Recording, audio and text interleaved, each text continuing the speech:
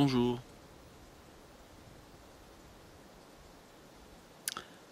Comme dans toutes les vidéos que je fais, l'important n'est pas forcément ce que je dis, mais juste d'être attentif à ce qui se passe, aux énergies qui peuvent être présentes autour de moi. Parfois couper le son et regarder la vidéo. Ça passera pas par le mental? Non. C'est quoi le thème? Pas de thème.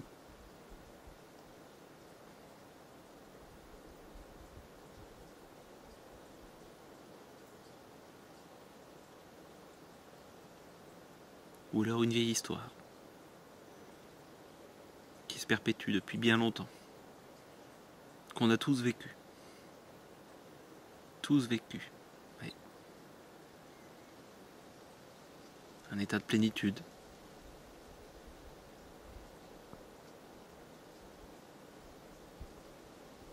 Un état de plénitude et envie d'expérimenter. Quoi? Du plus dense. Du plus concret. La matière. La vie, quoi. Et alors? Et alors, au commencement,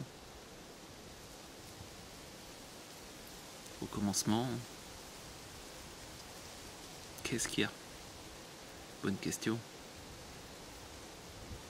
C'est pas le sujet. On va juste repartir. Au moment où il y a un choix qui se fait et une descente dans la matière. Une conscience qui a envie de vivre l'expérience de la matière. Vivre l'expérience de la matière. Pas descendre dans la matière pour chercher à fuir. Vivre pleinement l'expérience de la matière. Par l'incarnation. Qui commence par quoi? Quand tout va bien, par un orgasme. L'orgasme de la conception. Un bonheur partagé. Dans l'intimité.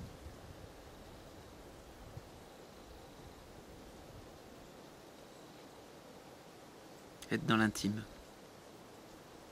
Intimement lié à la matière. Et en même temps, quoi de plus spirituel, si on y prête attention? Quoi de plus transcendant?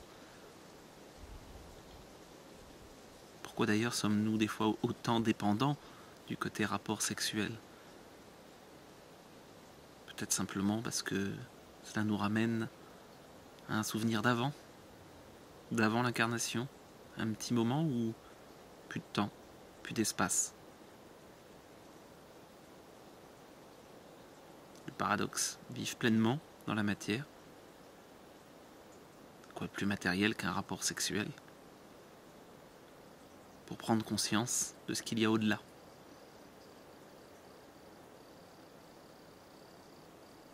Et puis, se souvenir que nous aussi on est passé par là et que, à un moment donné, il y a eu ce début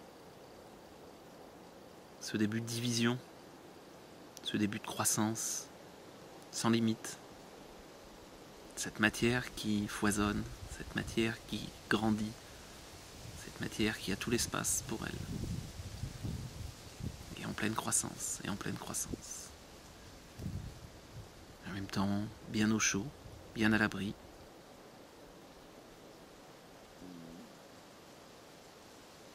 et puis qui prend de plus en plus d'espace. On appelle ça une grossesse? Une gestation. Ah. Puis cet enfant, ah oui, embryon, fœtus, enfant, homme. Et la conscience, elle vient quand? Et si elle était là avant même la conception? Souvenez-vous. Souvenez-vous.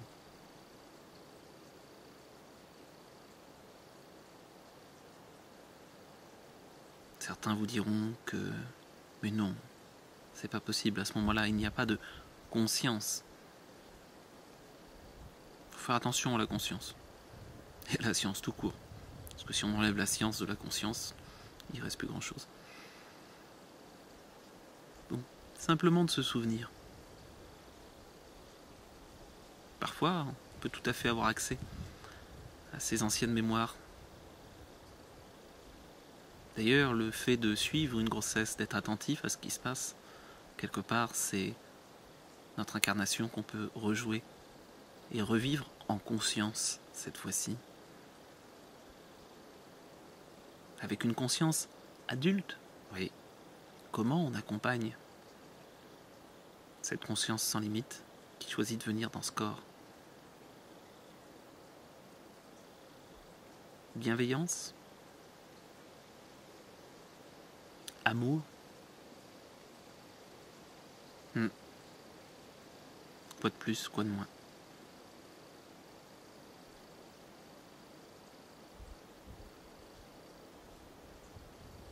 Avec déjà beaucoup de relations. Entendre ce qu'il y a tout autour. Peut-être même déjà percevoir le côté noir, jaune. Sentir aussi avec son corps toute la peau qui à un moment donné continue à grandir et va rencontrer quoi? Va se rencontrer. Et oui. Parce qu'en fait, l'enfant ne rencontre pas la maman dans un premier temps.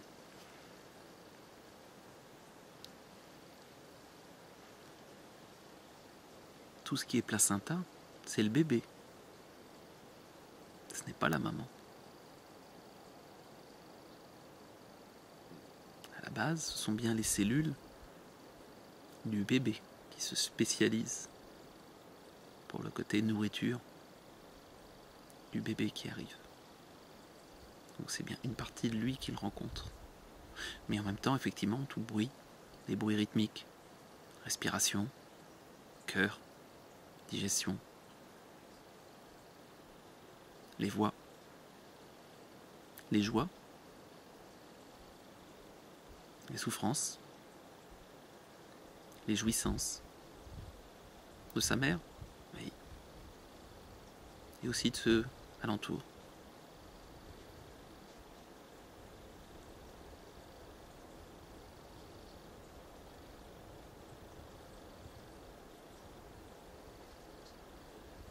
Et la mère dans tout ça.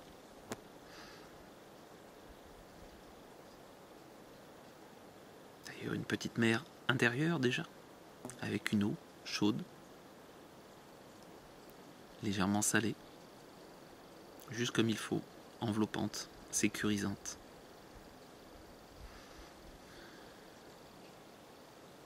Accepter ce toucher initial,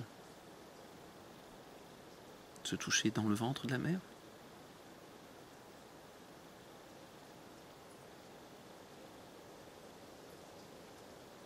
Accepter ce rapport à l'eau, à l'autre.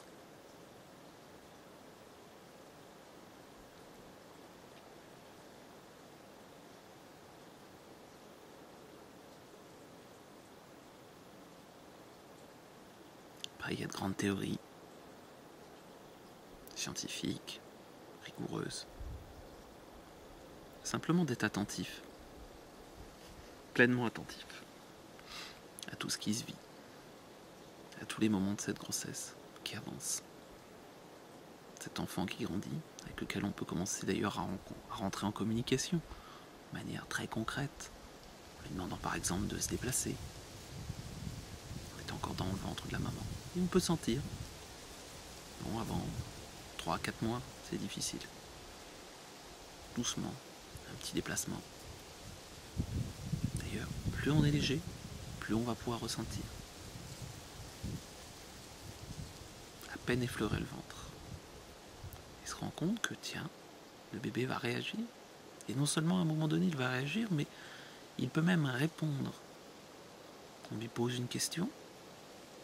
On lui demande, tu peux venir dans telle main ou telle autre. en appuyant simplement d'un côté du ventre, de l'autre, un côté pour oui, l'autre côté pour non, et en lui demandant « Ok, t'as bien compris ? Oui. » Et on lui pose une question. « Comment ça ? À voix haute, bien sûr. » Oui, mais pas seulement. Simplement de projeter. Tiens, et il y a une réponse. Si le contact s'est établi, oui. Ça peut paraître surprenant, mais alors il y a déjà quelque chose, déjà une conscience, déjà de la communication, alors qu'il n'est pas encore né. Et oui, juste une histoire de communication, de toucher, de relation, dès le début.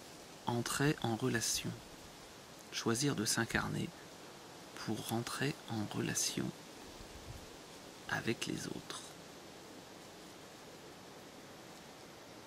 Avec soi-même aussi. Ben oui.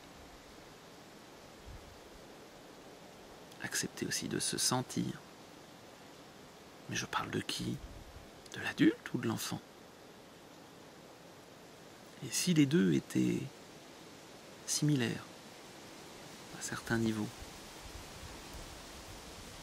et qu'on a de belles croyances comme quoi nous avons évolué depuis que nous étions tout petits, mais qu'en fait, cette conscience, si elle était là depuis le début, et que finalement elle évoluait très peu, alors effectivement nous avons de nouvelles capacités.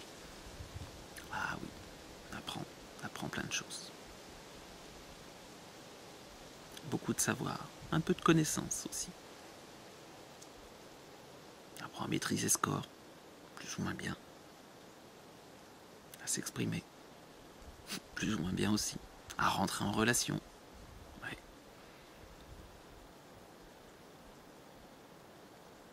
À parler d'amour. Qu'est-ce qu'il a besoin, cet enfant ? Accueilli avec soin.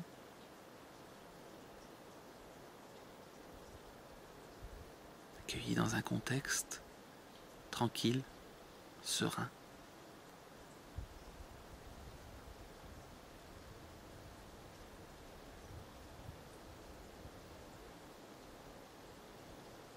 Si à un moment donné vous avez des souvenirs qui peuvent remonter de d'oppression, sentir oppressé, serré, mais d'où ça vient ça ? Quand on remonte et quand on remonte.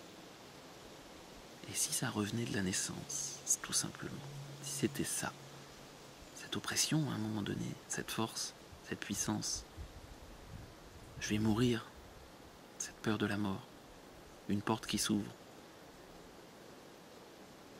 D'un coup, alors que le temps était quelque peu arrêté à l'intérieur du ventre de la mer, là, on commence à prendre une dimension de temps, une dimension d'espace, tout vraiment se resserre. Et où le bébé aussi choisit de sortir. Maintenant, ok, je suis prêt. D'ailleurs, même les physiologistes le disent maintenant. C'est le bébé qui sécrète une substance qui va déclencher l'accouchement. Tiens. Alors c'est pas la maman qui pousse dehors. Une synergie. C'est le bon moment. Ok, je peux y aller, je suis prêt maintenant. Prêt à vivre une tempête. Tiens bon la barre. Accepter le passage. Accepter le resserrement. Et l'accompagner. Pas en lutte, pas contre, comme en mer. Si vous avez déjà navigué dans une mer très forte, si vous cherchez à aller contre, généralement, ça va casser. Non. Utilisez le vent, utilisez les vagues, utilisez les courants. tout en sachant où on veut aller. Et en prenant parfois un mouvement pour aller dans un sens, dans l'autre. D'être juste attentif. Quoi de plus naturel ? Quoi de plus naturel et en même temps pour la maman, quoi de plus formaté ? Comment ça doit se passer une naissance d'ailleurs ? On fait une préparation à la naissance, bien sûr, parce qu'il faut se préparer. C'est quelque chose de très intellectuel. Il faut savoir, y compris dans la naissance naturelle. Ah, vous allez voir, ça va être merveilleux. Vous faites un beau projet de naissance, ça va se passer comme ça. Ouais, peut-être. Si d'un certain côté on pouvait laisser tomber ce côté, ça va se passer comme ça va se passer, oui. D'être ouvert à ce qui arrive, attentif. C'est pas simple dans un monde où beaucoup de choses sont formatées, prévues, programmées. D'ailleurs, normalement une naissance, dans beaucoup de cas maintenant, c'est programmé. Tel jour, à telle heure. S'il n'est pas sorti avant, de toute façon, on va le faire sortir. Et en même temps, parfois, accepter ce qui peut se passer. Accepter qu'une très belle naissance qu'on pouvait imaginer, même à la maison, dans un beau cadre, tranquille, puisse finir en césarienne. Oui. Et que ça peut être parfait. Et arriver à le vivre comme une perfection aussi, pas comme un échec.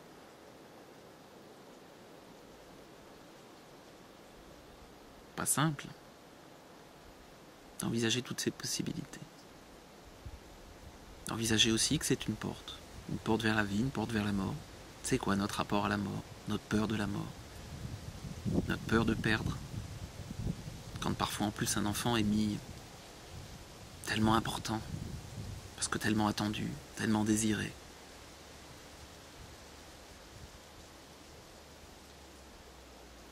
Compliqué tout ça.